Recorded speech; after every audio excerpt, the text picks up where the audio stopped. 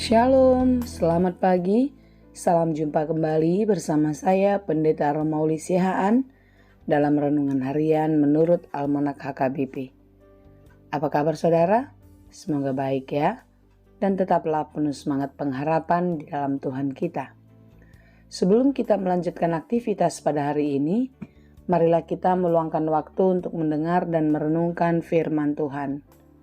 Biarlah Roh Kudus menerangi hati dan pikiran kita, sehingga firman Tuhan bekerja dengan leluasa menuntun dan mengajar kita untuk dapat menjalani hari-hari hidup kita dengan baik dan sesuai dengan kehendak Allah. Marilah kita berdoa. Ya Allah Bapa yang Maha Baik, kami bersyukur atas penyertaan-Mu dalam kehidupan kami sampai hari ini. Terima kasih Tuhan atas hari-hari yang telah kami lewati. Berkatilah kami sepanjang hari ini, dan berkati kami dalam segala aktivitas dan pekerjaan kami. Ajari kami untuk dapat tetap melakukan yang baik yang sesuai dengan kehendak-Mu, dan berilah kepada kami hikmat untuk dapat menjalani hidup kami dengan baik seperti yang Kau kehendaki. Oleh sebab itulah kami mau belajar dalam firman Tuhan. Bukalah hati dan pikiran kami, mampukan kami untuk dapat mengerti firman-Mu dengan baik, sehingga firman Tuhanlah yang menjadi penuntun hidup dan yang memberi hikmat kepada kami untuk dapat melakukan semuanya dengan baik, sesuai dengan kehendak-Mu saja. Berfirmanlah Engkau ya Bapa, sebab kami telah siap mendengar. Kasih karunia dan damai sejahtera dari Allah Bapa Tuhan kita, dan dari anaknya Tuhan Yesus Kristus dan Roh Kudus, menyertai saudara sekalian. Amin. Firman Tuhan untuk kita pada hari ini yang ditetapkan menurut Almanak HKBP, Rabu 9 Juli 2025, tertulis dalam kitab 1 Korintus 10 ayat 13. Dalam bahasa Batak dan bahasa Indonesia demikianlah dikatakan. Holan pangujunan na patut dijolmado naung mangonai tuhamu. Haposan do di bata. Dang loason na hamu ujunan lobisian gugumuna. Ibana na parohon pangujunan ni. Laus ibana do mabahen hapatianna asa tartaon hamu. Pencobaan-pencobaan yang kamu alami ialah pencobaan-pencobaan biasa yang tidak melebihi kekuatan manusia. Sebab Allah setia, dan karena itu Ia tidak akan membiarkan kamu dicobai melampaui kekuatanmu. Pada waktu kamu dicobai, Ia akan memberikan kepadamu jalan keluar, sehingga kamu dapat menanggungnya. Demikianlah pembacaan firman Tuhan. Saudara yang dikasihi Tuhan, tidak ada di antara kita yang pergi ke toko material atau ke toko apa saja untuk membeli gembok bila kita tahu gembok itu tidak ada kuncinya. Semua gembok pasti ada kuncinya. Itu yang membuat gembok itu berguna. Sama seperti ketika kita sekolah, ada ujian dan kita diperhadapkan dengan berbagai-bagai soal. Seorang guru pasti punya kunci jawaban. Dan kita pun akan mendapatkan jawaban atau mengetahui jawaban dari setiap persoalan-persoalan atau ujian yang kita hadapi. Demikianlah di dalam hidup keberimanan kita. Semua masalah, semua peristiwa, pergumulan yang terjadi di dalam kehidupan kita tentu atas pengetahuan Tuhan dan pasti ada jalan keluarnya. Orang yang dekat dengan Tuhan, percaya kepada Yesus Kristus, tidak menjamin kalau dia tidak menghadapi masalah. Karena masalah atau persoalan hidup itu adalah bagian orang yang masih hidup. Siapapun dia. Mau dia orang yang berpangkat ataupun orang rendahan. Mau dia orang yang pintar ataupun yang kurang pintar. Semuanya pasti menghadapi pergumulan atau persoalan dalam hidupnya.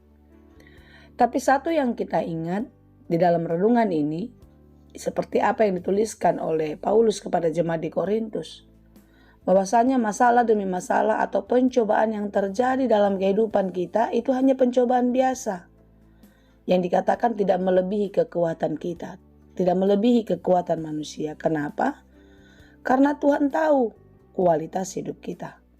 Karena Tuhan tahu seperti apa Ia menciptakan dan memberikan yang kita perlukan di dalam kehidupan ini.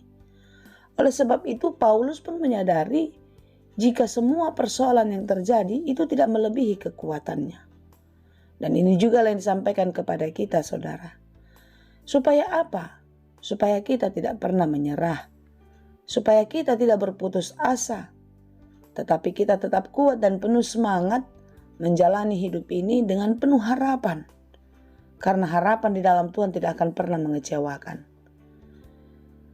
Saudara yang dikasihi Tuhan, Allah itu baik. Dia tetap setia kepada kita dan tidak akan membiarkan kita. Jikapun masalah itu datang, Dia selalu ada memberikan kekuatan kepada kita. Mungkin persoalan itu terus datang dalam hidup kita. Dan itu diizinkan oleh Bapa Surga kepada kita. Bukan berarti Dia mau membuat kita binasa, saudara. Tidak. Tapi Tuhan tahu bagaimana Ia membentuk kita, bagaimana Ia menguji kita menjadi pribadi yang kuat, pribadi yang hebat, yang berkenan kepada Allah. Setiap masalah pasti ada solusinya. Sama seperti gembok tadi, selalu ada kuncinya.